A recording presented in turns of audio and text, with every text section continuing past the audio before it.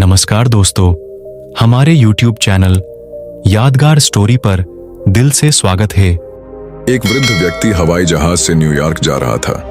बीच के एक एयरपोर्ट पर एक युवक भी उसमें सवार हुआ। उस युवक के बैग को देखकर लगता था कि वह शायद किसी इंश्योरेंस कंपनी का एग्जीक्यूटिव था। युवक को उस वृद्ध व्यक्ति के पास की सीट मिली। कुछ देर चुपचाप बैठे रहने के बाद उसने वृद्ध से पूछा, सर, आपकी घड़ी में कितना समय हुआ है? वृद्ध कुछ देर चुप रहा, फिर बोला, माफ करें, मैं नहीं बता सकता। युवक ने कहा, क्या आपके पास घड़ी नहीं है?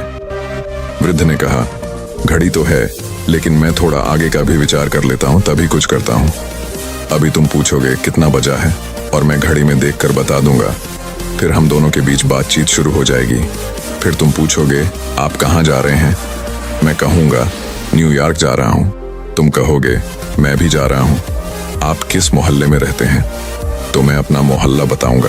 संकोचवश मुझे तुमसे कहना पड़ेगा कि अगर कभी वहां आओ तो मेरे यहाँ भी आ जाना। मेरी लड़की जवान और सुंदर है। तुम घर आओगे तो निश्चित ही उसके प्रति आकर्षित हो जाओगे। तुम मुझसे फिल्म देखने चलने के लिए कहोगे और वह भी राजी हो जाएगी। और एक दिन यह मामला इतना परवान चढ़ जाएगा कि मुझे विचार करना पड़ेगा कि मैं अपनी लड़की की शादी एक बीमा एजेंट से करने के लिए हामी भरूं या नहीं, क्योंकि मुझे बीमा एजेंट बिल्कुल भी पसंद नहीं आते। इसलिए कृपा करो और मुझसे समय मत पूछो। हम सभी इस आदमी पर हंस सकते हैं, लेकिन हम सब इसी तरह के आदमी हैं। हमारा चित्त प्रतिपल वर्तमान से छिटक जाता है और भविष्य में उतर जाता है। और भविष्य के संबंध में आप कुछ भी सोचें, सब कुछ ऐसा ही बचकाना और व्यर्थ है, क्योंकि भविष्य कुछ है ही नहीं। जो कुछ भी आप सोचते हैं वह सब कल्पना मात्र ही है। जो भी आप सोचेंगे वह इतना ही झूठा और व्यर्थ है जैसे इस आदमी का इतनी छोटी सी बात से इतनी लंबी यात्रा पर कूद जाना। इसका चित्त हम सबका चित्त है। हम वर्तमान पर अपनी पूरी पकड़ से टिकते नहीं हैं और भविष्य या अतीत में कूद जाते हैं। जो क्षण हमारे सामने मौजूद है उसमें हम मौजूद नहीं हो पाते, लेकिन इसी क्षण की सत्ता है, वही वास्तविक है। अतीत और भविष्य, इन दोनों के बंधनों में मनुष्य की चेतना वर्तमान से अपरिचित रह जाती है। अतीत और भविष्य दोनों मनुष्य की ईजाद हैं। जगत की सत्ता में उनका कोई भी स्थान नहीं, उनका कोई भी अस्तित्व नहीं। भविष्य और अतीत कल्पित समय है, वास्तविक समय नहीं। वास्तविक समय तो केवल वर्तमान का क्षण है। वर्तमान के इस क्षण में जो जीता है वह सत्य तक पहुंच सकता है, क्योंकि वर्तमान का क्षण ही द्वार है। जो अतीत और भविष्य में भटकता है वह सपने देख सकता है, स्मृतियों में खो सकता है, लेकिन सत्य से उसका साक्षात कभी भी संभव नहीं है। दूसरी कहानी शुरू करते हैं। जापान में एक राजा जागरूकता सीखने के लिए अपने बेटे को एक फकीर के पास, एक गुरु के पास भेजता है। राजा बूढ़ा था और उन्होंने बेटे से कहा, अपनी पूरी ऊर्जा इसमें लगा दो, क्योंकि जब तक तुम जागरूक नहीं होगे तुम मेरा उत्तराधिकारी नहीं बनोगे। मैं यह राज्य किसी सोए हुए और बेहोश मनुष्य को नहीं दूंगा। यह बाप बेटे का सवाल नहीं है। मेरे पिता ने इसे मुझे तभी दिया था जब मुझे जागरूकता प्राप्त हुई थी। मैं सही इंसान नहीं था, क्योंकि मैं उनका बड़ा बेटा नहीं था, मैं उनका सबसे छोटा बेटा था। लेकिन मेरे बाकी दो भाई जो मुझसे बड़े थे नहीं पहुंच सके। तुम्हारे साथ भी ऐसा ही होने वाला है, और समस्या और भी जटिल है, क्योंकि मेरा एक ही बेटा है। यदि आप जागरूकता प्राप्त नहीं करते हैं तो राज्य किसी और के हाथों में जा रहा है। तुम सड़कों पर भिखारी बनोगे, तो यह आपके लिए जीवन और मृत्यु का प्रश्न है। इस आदमी के पास जाओ, वह मेरा गुरु रहा है। अब वह बहुत बूढ़ा हो गया है, लेकिन मैं जानता हूं कि अगर कोई तुम्हें सिखा सकता है तो वह आदमी है। उसे कहो, मेरे पिता बीमार हैं, बूढ़े हैं, किसी भी दिन मर सकते हैं, समय कम है और उसके मरने से पहले मुझे पूरी तरह जागरूक होना होगा, अन्यथा मैं राज्य खो दूंगा। यदि आप जागरूक नहीं हैं तो आप राज्य खो देते हैं। राजा का बेटा पहाड़ों में बूढ़े मालिक के पास गया। उसने गुरु से कहा, मुझे आपके शिष्य राजा ने भेजा है। मालिक बहुत बूढ़ा था, उसके पिता से भी बड़ा। उन्होंने कहा, मुझे वह आदमी याद है, वे सचमुच एक प्रामाणिक साधक थे। मुझे आशा है कि तुम समान गुणवत्ता वाले, समान प्रतिभा वाले, समान समग्रता वाले, समान तीव्रता वाले साबित होंगे। युवा राजकुमार ने कहा, मैं सब कुछ करूंगा। मास्टर ने कहा, तो फिर कम्यून में सफाई शुरू करो। और एक बात याद रखना कि मैं तुम्हें किसी भी समय मारूंगा। हो सकता है कि तुम फर्श साफ कर रहे हो और मैं पीछे से आकर तुम्हें अपनी छड़ी से मार दूं, इसलिए सतर्क रहें। राजकुमार ने कहा, लेकिन मैं जागरूकता के बारे में जानने आया हूं। गुरु ने कहा, इसी तरह तुम सीखोगे। 1 वर्ष बीत गया। शुरू में तो उसे हर दिन बहुत मार पिटाई मिल रही थी, लेकिन धीरे धीरे वह जागरूक होने लगा। यहां तक कि बूढ़े आदमी के कदमों की आहट भी।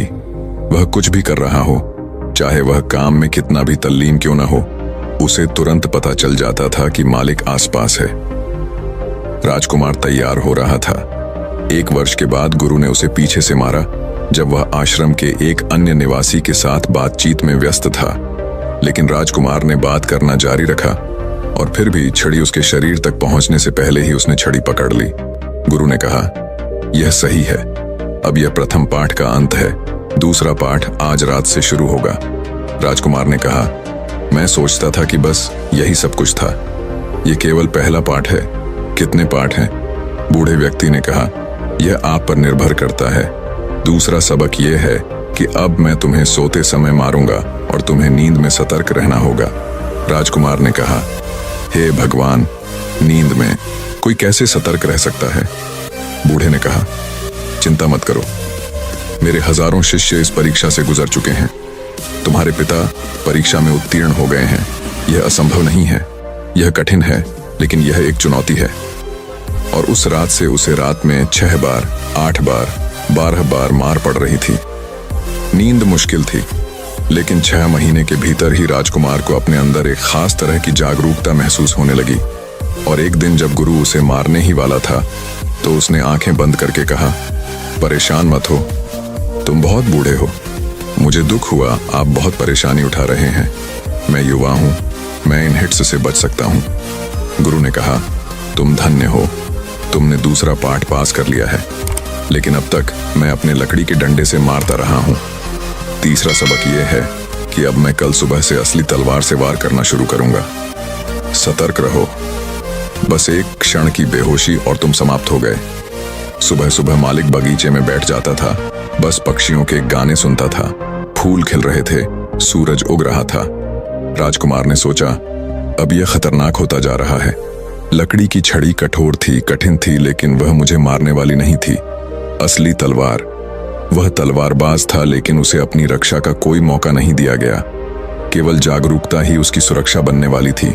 उसके मन में एक विचार आया, यह बूढ़ा आदमी सचमुच खतरनाक है। इससे पहले कि वह अपना तीसरा पाठ शुरू करे, मैं ये जानना चाहूंगा कि वह स्वयं तीसरी परीक्षा उत्तीर्ण कर सकता है या नहीं। यदि वह मेरी जान जोखिम में डाल रहा है, तो मैं ये जांचे बिना कि वह इसके योग्य है या नहीं, उसे ऐसा करने की अनुमति नहीं दे सकता। और ये केवल विचार थे जो वह अपने बिस्तर पर लेटा हुआ सोच रहा था। वह ठंडी सुबह थी और गुरु ने कहा, अपने कंबल से बाहर आओ मूर्ख। क्या तुम अपने गुरु पर तलवार से वार करना चाहते हैं? शर्म महसूस हो रही है। मैं तुम्हारे विचारों की पदचाप सुन सकता हूं। विचार छोड़ दो। उसने सुना था, उससे कुछ नहीं कहा गया, उसके साथ कुछ नहीं किया गया। विचार भी चीजें हैं, विचार भी चलते समय आवाज करते हैं, और जो लोग पूरी तरह सचेत होते हैं वे आपके विचारों को पढ़ सकते हैं। इससे पहले कि आप उनके बारे में जागरूक हों, वे उनके बारे में जागरूक हो सकते हैं। राजकुमार सचमुच लज्जित हुआ। वह गुरु के चरणों में गिर पड़ा और उसने कहा, मुझे क्षमा कर दीजिए, मैं सचमुच मूर्ख हूं। लेकिन चूंकि यह एक तलवार, एक असली तलवार का सवाल था, इसलिए वह अपने आसपास की हर चीज के प्रति सचेत हो गया, यहां तक कि अपनी सांसों, अपने दिल की धड़कन के बारे में भी। बस एक हल्की सी हवा पत्तों के बीच से गुजर रही थी। एक मृत पत्ता हवा में हिल रहा था और उसे पता चल गया। और गुरु ने कई बार कोशिश की, लेकिन उसे हमेशा तैयार पाया। वह उस पर तलवार नहीं मार सकता था, क्योंकि वह उसे बेहोश, अचेत नहीं पाता था। वह सिर्फ सतर्कता थी। यह मृत्यु का प्रश्न था। आप सतर्क रहने के अलावा कुछ भी बर्दाश्त नहीं कर सकते। 3 दिन के समय में गुरु को एक भी क्षण, एक भी खामी नहीं मिली। और तीसरे दिन के बाद गुरु ने राजकुमार को बुलाया और उससे कहा, अब तुम जाकर अपने पिता से कह सकते हो, और यह मेरा पत्र है, कि राज्य तुम्हारा है। जागरूकता अधिक से अधिक जागृत होने की एक प्रक्रिया है। दोस्तों, अब तीसरी कहानी शुरू करते हैं। एक खूबसूरत सूफी कहानी है। एक बहुत अमीर आदमी, अत्यधिक अमीर, जीवन से ऊब गया क्योंकि वह सभी सुखों, सभी खुशियों को जानता था जो पैसे से खरीदी जा सकती हैं, लेकिन वह वास्तव में संतोषजनक नहीं था। वह अभी भी प्यासा था। वह अभी भी किसी प्रामाणिक चीज का भूखा था। वह साधु संतों से पूछताछ कर रहा था और वे जो कुछ भी कह सकते थे। उसने उनके अनुष्ठान, पूजा, प्रार्थना की कोशिश की और कुछ भी काम नहीं आया। एक संत हताश होकर, क्योंकि यह आदमी उसे बार बार उसके दुख के बारे में प्रताड़ित कर रहा था। समय बीत रहा है, जीवन सीमित है और आप किस तरह के संत हैं? आप मुझे सही रास्ता नहीं दिखा सकते और मेरे पास इसे समर्पित करने के लिए 24 घंटे हैं। मुझे पैसे या कुछ भी कमाने के लिए काम करने की जरूरत नहीं है। मेरे बच्चे नहीं हैं और मैंने इतना पैसा कमाया है कि यह कम से कम 10 जन्मों के लिए पर्याप्त है। संत ने उसे एक सूफी गुरु के पास भेजा जो थोड़ा पागल समझा जाता था और जिसके पास कई संत अपने शिष्यों को भेजते थे जब वे उनसे छुटकारा पाना चाहते थे। लेकिन वह पागल सूफी गुरु तो पागल ही दिखता था। उनमें अत्यधिक विवेक था। धनी व्यक्ति ने एक बड़ा थैला लिया, उसे हीरे, माणिक, पन्ने और नीलमणि से भर दिया और उस सूफी के पास गया जो एक पेड़ के नीचे बैठा था। उसने सूफी को अपनी पूरी कहानी बताई कि वह बहुत दुखी था। उसके पास वह सब कुछ था जो दुनिया वहन कर सकती थी। मैं तुम्हें सबूत देने के लिए यह पूरा थैला लाया हूं जिसकी कीमत लाखों में है। मुझे बस मन की शांति चाहिए। सूफी ने कहा, मैं इसे तुम्हें दे दूंगा, तैयार हो जाओ। अमीर आदमी ने सोचा, यह आदमी अजीब लगता है। मैं बहुत सारे संतों के पास गया हूं, कोई भी इतना जल्दी नहीं था और किसी ने भी मुझे इसे देने का वादा नहीं किया था। उन सब ने कहा, इस अनुष्ठान, इस पूजा, इस प्रार्थना, इस ध्यान से गुजरो, इसे स्वयं ही हल करें। यह एकमात्र आदमी है। शायद वे सही कह रहे हैं कि वह पागल है। वह कह रहा है, तैयार हो जाओ, मेरा समय बर्बाद मत करो। तो झिझकते हुए अमीर आदमी ने कहा, ठीक है, मैं तैयार हूं। लेकिन वह बहुत डरा हुआ था, हालांकि वह मानसिक शांति पाने के लिए आया था। और जब उस आदमी ने कहा कि वह तैयार है तो सूफी गुरु ने उसका बैग उठाया और भाग गया। यह छोटी छोटी गलियों वाला एक छोटा सा गांव था जिससे सूफी भली भांति परिचित थे और वह अमीर आदमी कभी भागा नहीं था। वह सूफी गुरु के पीछे चिल्लाते हुए दौड़ा, मुझे धोखा दिया गया है। यह आदमी कोई साधु नहीं है, वह पागल नहीं है, वह बहुत चालाक है। लेकिन वह सूफी को पकड़ नहीं सका क्योंकि वह इतनी तेजी से जा रहा था और गांव में कई मोड़ ले रहा था। बूढ़ा आदमी मोटा था, फूल रहा था, पसीना आ रहा था, रो रहा था और पूरी भीड़ हंस रही थी। उसे समझ नहीं आ रहा था कि ये लोग क्यों हंस रहे हैं और कोई मदद नहीं कर रहा। लेकिन गांव जानता था कि वह आदमी पागल नहीं था, वह अति पागल था। उनके अपने तरीके थे। आखिरकार वह अमीर आदमी उसी पेड़ के पास पहुंच गया। सूफी बहुत आगे पहुंच गए थे। वह वहां बैग लेकर बैठा था और वह अमीर आदमी चिल्ला रहा था, गालियां दे रहा था। सूफी ने कहा, यह सब बकवास बंद करो, यह थैला ले लो। उस आदमी ने तुरंत बैग ले लिया और सूफी ने पूछा, आप कैसा महसूस कर रहे हैं? अमीर आदमी ने कहा, मुझे बहुत शांति महसूस हो रही है। सूफी ने कहा, यही तो मैं तुमसे कह रहा था। यदि तुम तैयार हो तो मैं तुम्हें तुरंत शांति दे सकता हूं। आपको यह मिल गया क्या? उन्होंने कहा, मुझे मिल गया। फिर कभी किसी से इसके बारे में मत पूछना। आपने अपनी सारी दौलत को हल्के में लेना शुरू कर दिया है। मैंने तुम्हें उन्हें खोने का मौका दिया और अचानक तुम वही बन गए जो तुम वास्तव में हो, एक भिखारी। और ये बहुमूल्य पत्थर जो आपके लिए अपना मूल्य खो चुके हैं, फिर से बहुमूल्य हैं। लेकिन ऐसा होता है, जो लोग महलों में रहते हैं वे उन महलों को तुच्छ समझने लगते हैं। जो लोग अमीर हैं वे कभी गरीबी के दुखों के बारे में नहीं सोचते। जिन लोगों को गुरु मिल जाता है वे उसे हल्के में लेने लगते हैं कि कुछ करने को नहीं है। आपको केवल प्रश्न पूछना है और आपका गुरु इसका उत्तर देने के लिए वहां मौजूद है। थैंक यू दोस्तों।